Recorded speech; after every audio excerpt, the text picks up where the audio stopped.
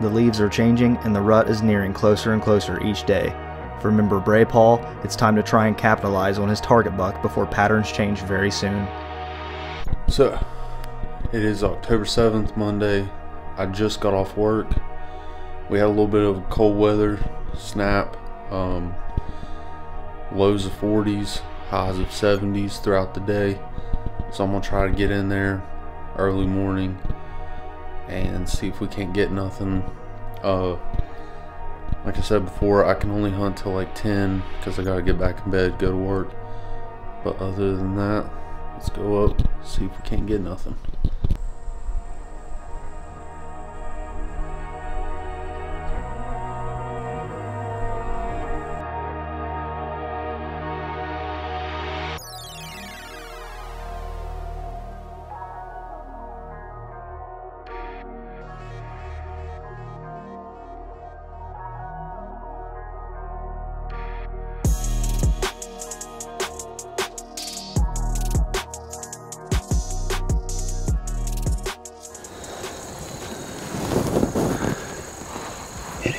October 11th, it's about 5:10.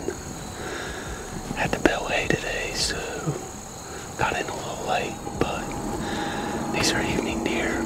They come in right about 30 minutes before shooting line, so we'll give it a try and see what we can see.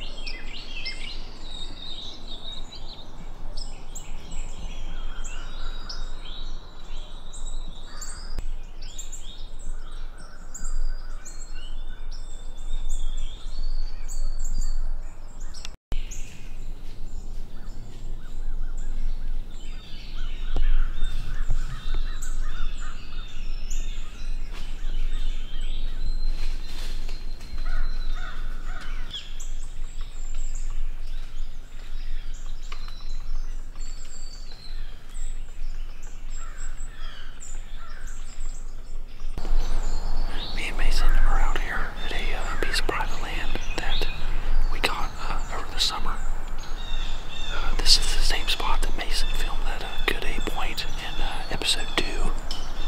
So I figured we get in here because there's a few bucks I want to see in person. There's a really thick one. I don't know what he is. I think he's a 10 point.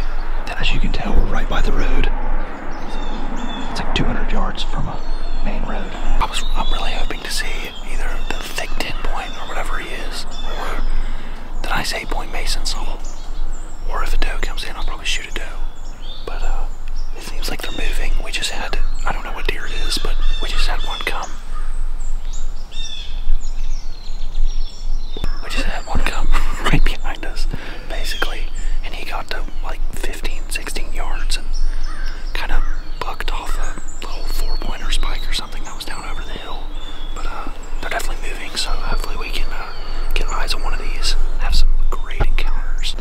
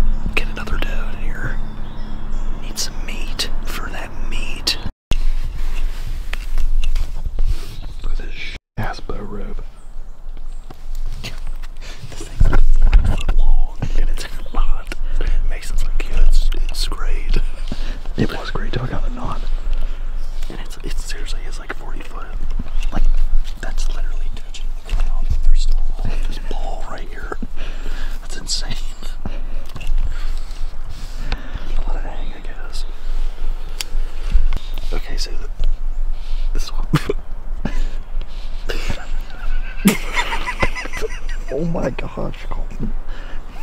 Gosh. I'm crying. Okay. Come on, Colton. I know. Seriously. This is what Mason used to hang his bow. That stick right there is what I used to hang my bow. It's literally like a dead stick. It's not dead. I'm crying. It's pretty bad.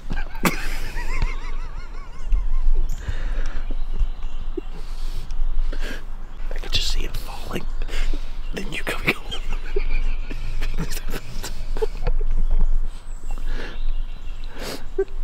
Like bitching to Tesca. Yes. Oh my gosh.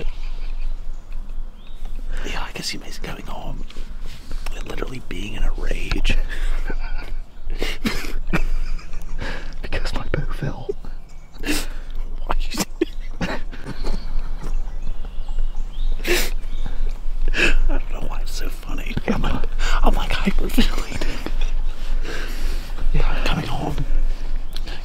knows why is that he needs a new $1,300 bow because it used to stick.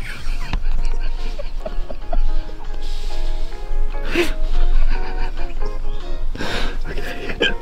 We have to stop. We're gonna get blown out of the tree. Okay, so that's gonna, does it conclude? I don't know what the word is for it, but we're gonna end our hunt. It's 8:56 right now. We got a few things to do, a few pieces in public we're gonna go look at with Mr. Ethan Spurlock. So, yeah, we did see a nice buck that was like 15 yards behind us. Haven't had him on camera before. I don't know what deer he is. He may have just showed up. Then we had a little 4-point, and that doe that travels the same path every time. So, yeah, we're gonna slip out of here. We may be back in here tomorrow, Sunday, somewhere around in there. But yeah, don't forget the stick. Okay. Yeah, that's it. Peace.